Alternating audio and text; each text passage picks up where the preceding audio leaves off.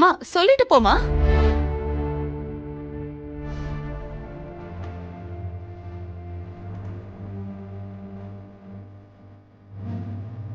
உங்க அம்மா இன்னும் கொஞ்ச நேரத்துல வந்துருவாங்க. ஆமா, உங்க பேர் என்ன? தியா.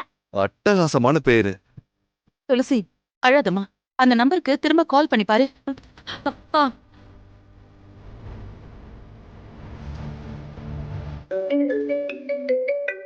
உங்க அம்மா தான் திரும்ப கால் பண்றாங்க. ஹலோ. சார் சார் நான் தியா அம்மா பேசுறேன் சார்.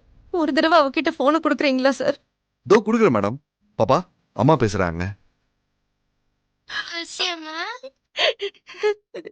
தியா தியா உனக்கு ஒண்ணும் ஆகலல்ல? நீ நல்லா இருக்கல்ல? நீ ஏன்டா தனியா வந்த? உன்னை காணோம்னு சொன்னதும் நான் எவ்வளவு பயந்துட்டேன்னு தெரியுமா? நான் அங்க வரணுமா? தியா தியா நீ தைரியமான பொண்ணு தானே? யாருக்கும் பயப்படக்கூடாதுன்னு. ஆனாலும் நீ இப்படி வீட்டை விட்டு தனியா வந்திருக்க கூடாது கண்ணா. என்ன ஆச்சு? பாப்பா, நீ பேசிட்டு இரு. நான் அங்க இருக்கேன். ஓகே. துளசி அம்மா, எனக்கு வீட்ல சாப்பாடே கொடுக்க மாட்டேங்கிறாங்க. ரொம்ப பசிக்குதுமா.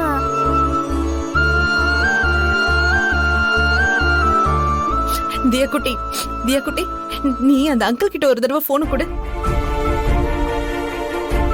அங்கிள், ம், அம்மா உங்ககிட்ட பேசணுமா? ஆ, சொல்லுங்க மேடம். சார் எனக்கு ஒரே ஒரு ஹெல்ப் பண்றீங்களா சார்? சொல்லுங்க மேடம். ஹெல்ப் பண்றதானே நம்ம வேலையே. சார் நான் உடனே பணம் டிரான்ஸ்ஃபர் பண்ணி விடுறேன். பாப்பாக்கு நல்ல ஹோட்டல் கூட்டிட்டு போய் சாப்பாடு வாங்கி கொடுக்குறீங்களா? இவ்வளவுதானே? பக்கத்துல நல்ல ஹோட்டல் இருக்கு மேடம். நான் சாப்பாடு வாங்கி தரேன். நீங்க கவலைப்படாம இருங்க. ரொம்ப நன்றி சார். Thank you so much. பாப்பா, சாப்பிட போலாமா? ம்.